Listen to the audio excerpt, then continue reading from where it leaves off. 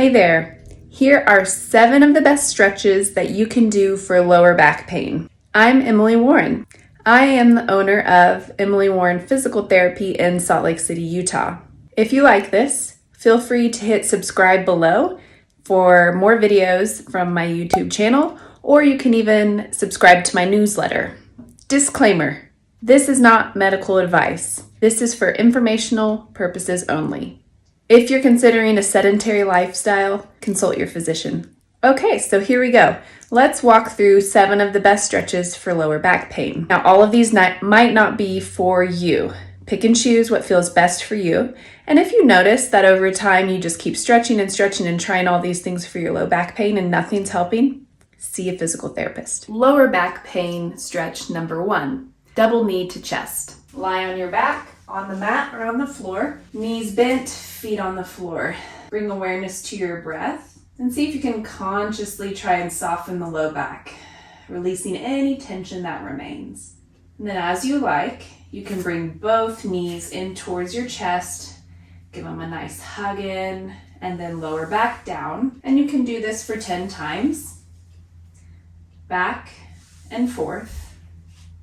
Or if you'd like to hold, or on your last repetition, give your knees a hug and we breathe. And if you'd like to add a little extra fun to this, you can rock back and forth. Like you're massaging your paraspinals or the back muscles that go along your spine. Back and forth, rocking back and forth. Lower back pain stretch number 2. Cobra, or upward facing dog. So lie on your stomach on the floor on a mat, and then if you'd like, you're going to start fully on your belly. And think about your heels drifting outward. You're heavy on your pinky toes here. Relax the glutes, relax your butt, and notice your breath. Then I'm going to give you 2 options. One is more active, and then one is more passive. We'll start with the active one. You can put your hands by your shoulders and then turn your head to face the front edge of your mat, eyes drifted downwards. Again, pinky toes are heavy on the mat. Then you're going to lift up with your upper back muscles, but keeping your glutes soft. I'm not over clenching my glutes, and I'm just looking forward, not cranking my neck anywhere. Hold for 3 to 5 rounds of breath if you like, or you can come in and out of this with your breath. Again, you can lift up. Think about lifting up with your back muscles, your upper back muscles, relaxing the glutes, and then come back down. So that's Cobra. And then you can even do upward facing dog, but I'm going to cue this just a little bit differently. Again, your heels go outward. You're heavy on your pinky toes here. Glutes are relaxed. This one's going to be more passive. I'm putting my hands by my shoulders, and then I am using my arms here more than my back muscles. I'm not using my back muscles here. And I press up into extension here, upward facing dog. And then I inhale, exhale, relax. Come back down. And then you can repeat that as you like. Doing it 10 times, coming up into full range extension. Nothing to worry about here. Release and then come back down. Remember, don't clench your glutes. Relax the glutes, let the heels fall out. Lower back pain stretch number 3. Supine spinal twist. You're going to straighten one leg on the mat, contract your quad like you're extending your heel away from you. So I'm lengthening here on this side of the body. Then I'm going to bring my knee towards my chest as I can. And then with my opposite hand, I'm just going to let my knee fall out to the side across my body. With this leg that's straight, it's pushing away from me, lengthening the side body. And then I just twist.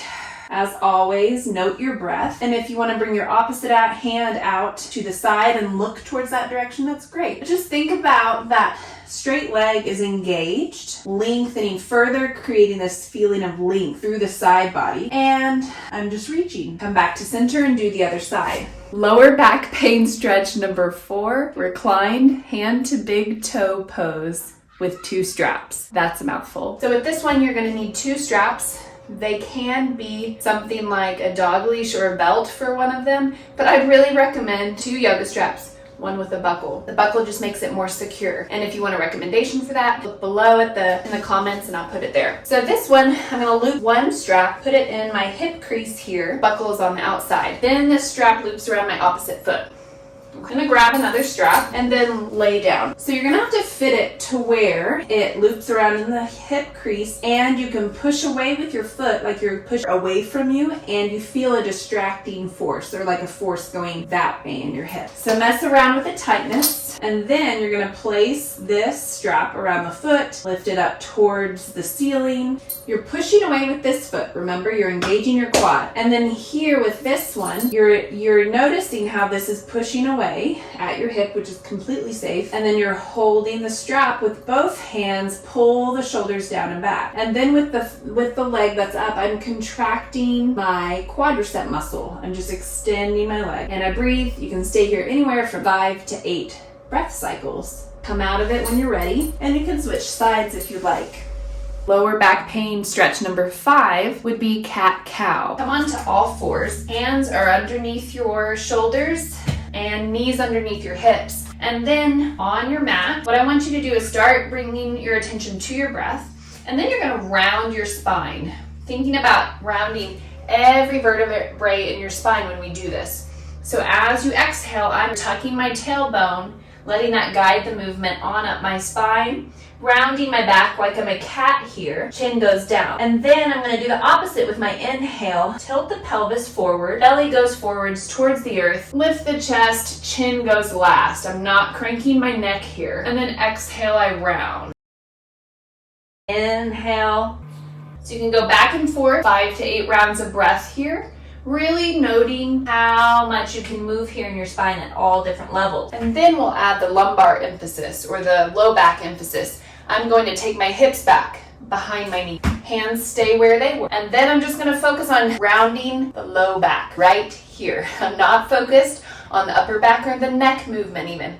I'm rounding the low back and think about just taking it back and stretching those muscles. And then I dip forward. Exhale as you round that low back, releasing the muscles. Inhale, forward. Lower back pain stretch number 6 is the Quadratus Lumborum stretch over a bolster. Okay, for this one, I have created a past YouTube video for this, but I'll just do it really quickly here again because I like to repeat myself. All you need is like a chair and a bolster. You can use some pillows at home or create your own type of soft place to land here on top of the chair, and the chair should not have wheels or you're gonna go flying. I'm going to put my pelvis or my hips on the chair right beside the bolster, and then I'm just leaning over the bolster here, and then legs can go out. I'm going to put my hand on the floor, and then you're going to have to play with it depending on how tight you are, but we're stretching this side body muscle here, the Quadratus Lumborum, and then you can lift up with your hand or go up overhead and really stretch that muscle there. Keep your breath going. Always connect with your breath. Hold it for anywhere for 5 to 8 rounds of breath, and then you switch sides.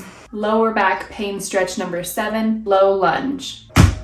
Okay, low lunge is great for the hip flexor stretch. I would highly recommend getting a prop to use for this. I like using these hugger mugger blocks. They're extra tall, which is kind of fun and feels like it fits me a little bit better. So low lunge, my back knee is down. So I'm putting my blocks close in line with my shoulders and I'm up tall.